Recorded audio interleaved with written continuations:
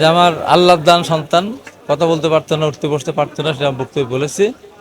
তা ওকে আমি মনে রাখার জন্য আমি যখন থাকবো না তখন ও তো মিলে যাবে, ও নামকে উচ্চারণ করবে না, যেহেতু ও তো কোনো ইয়ে ছিল না। তো ওর নামটা ওকে আমি এত আদর করতাম যে আমার পরেও যেন নামটা থাকে, আমার অনুভূতিটাকে আমি জাগ্রত রাখার জন্যই আজকের এই আয়োজন। এটা হলো অন্তর অন্তর মানব কল্যাণ সংস্থা। এর ব্যবসা ট্যাবসা এখানে না, মানুষকে আমরা হেল্প করবো। এই যে ছাত্রদের আমরা বৃত্তি দেবো, প্রতিবন্ধীদের আমরা হুইল চেয়ার দেবো, গরিব মানুষদের ঘর বানায় দেবো, রিক্সা ভ্যানদের রিক্সা কিনে দেবো, সেলাই মেশিন যারা চাল তার সেলাই মেশিন দেবো, অসুস্থ যারা তাদেরকে আমরা অর্থ দেবো, দিয়ে ডাক্তারি সাহায্য সহায়তা করবো। আপনারা জানেন যে আজকে অন্তর মানব কল্যাণ সংস্থার যাত্রা শুরু হলো। এটি একটি চ্যারিটি সংস্থা। এখানে অন্তর হচ্ছে আপনাদের এখানকার ঈশ্বরদীর নেতা, বিএনপির আহ্বায়ক পাবনা জেলার, ওনার বান্ডেল থাকলে প্রতি সেনমানিতে টাকা বাঁচবে। বিকাশ সেনমানি বান্ডেল কিনে জিতুন প্রতি লেনদেনে।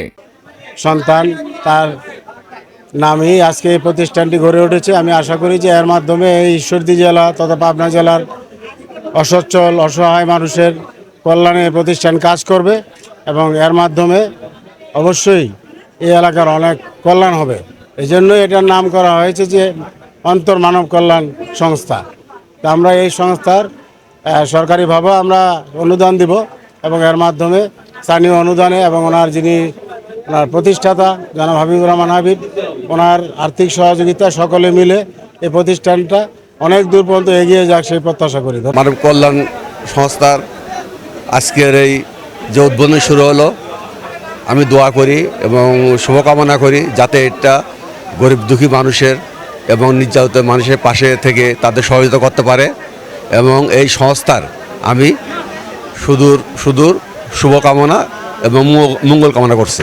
সবাই বলেছেন এই মানব কল্যাণ সংস্থা উদ্বোধনী অনুষ্ঠানে উত্তর সমৃদ্ধি এবং শুধু ঈশ্বরদী না, পাবনা জেলা সহ এই মানব কল্যাণ সংস্থা সবার দুয়ারে দুয়ারে যেন পৌঁছে যায়, মানুষের সেবা করতে পারে, এই কামনা করছি।